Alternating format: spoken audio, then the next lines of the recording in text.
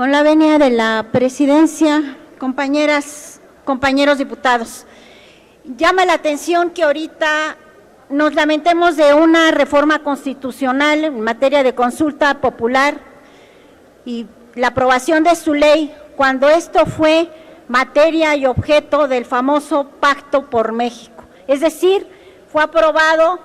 por el Partido de Acción Nacional, por Nueva Alianza, por el Verde Ecologista, por el Partido de la Revolución Democrática. Los únicos que votaron en contra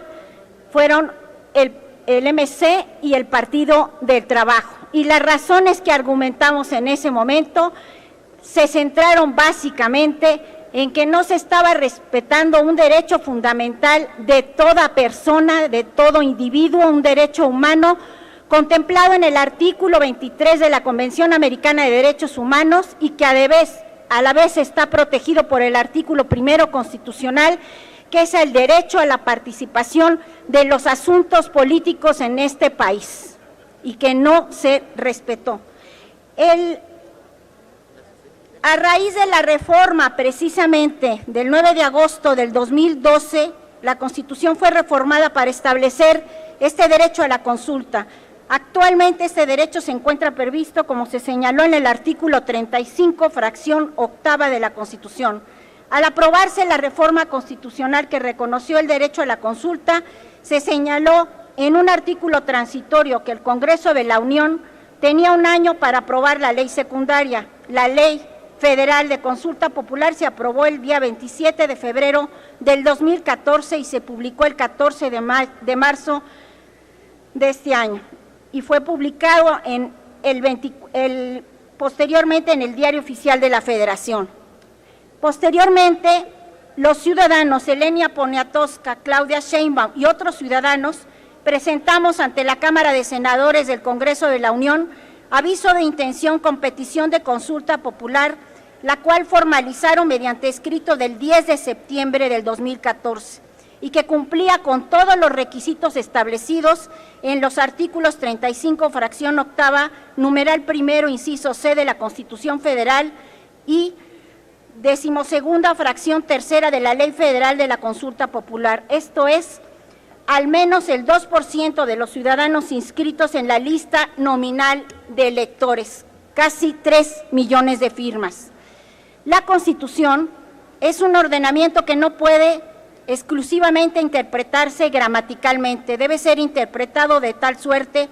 que las normas y principios que contienen se realicen en la mayor medida posible para acortar la distancia entre la norma, el deber ser y la realidad, el ser. La Constitución es el marco que puede justificar la existencia del Estado y del orden jurídico de un país, siempre y cuando su interpretación y aplicación tenga como propósito posibilitar la realización efectiva de los derechos humanos fundamentales y de los principios democráticos de los ciudadanos. Una interpretación restrictiva deslegitima, subrayo, deslegitima al Estado y al orden jurídico y hace a la Constitución un simple instrumento al servicio del poder, vuelvo a subrayar. El derecho a la consulta previsto en el artículo 35, fracción octava de la Constitución,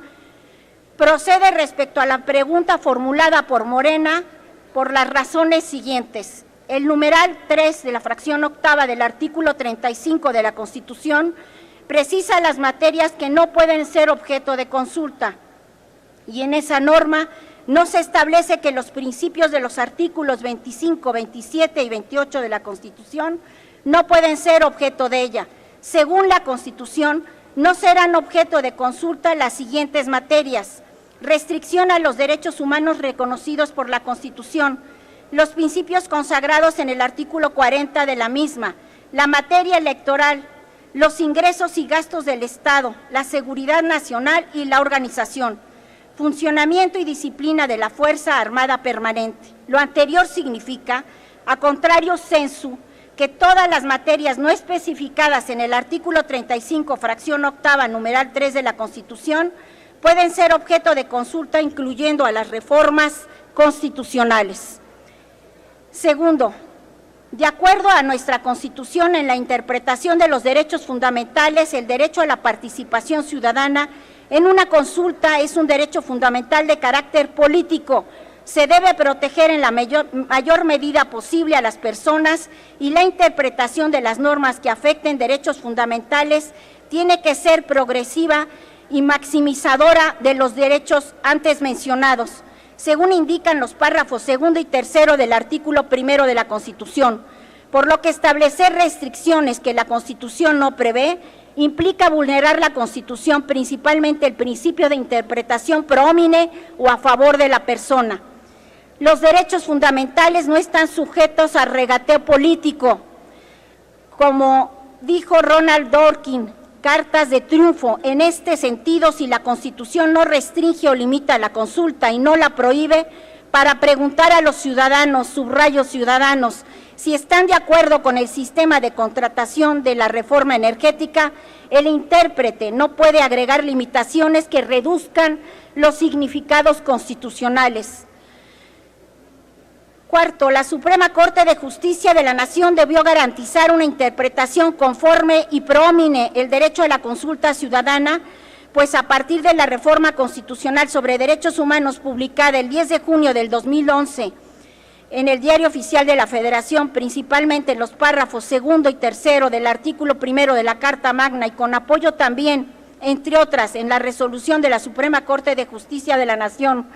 dictada en el expediente varios 912-2010 en relación al caso Rosendo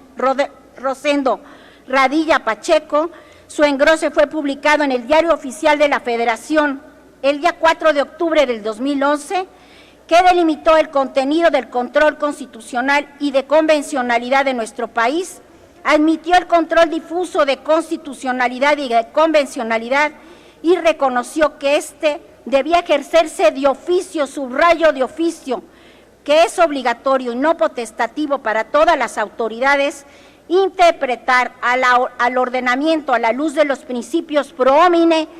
todos los derechos fundamentales y la legislación y demás normas que se aprueben en este país. En consecuencia, la Suprema Corte de Justicia de la Nación debió en el caso concreto maximizar los derechos políticos previstos en diversas disposiciones de la Constitución.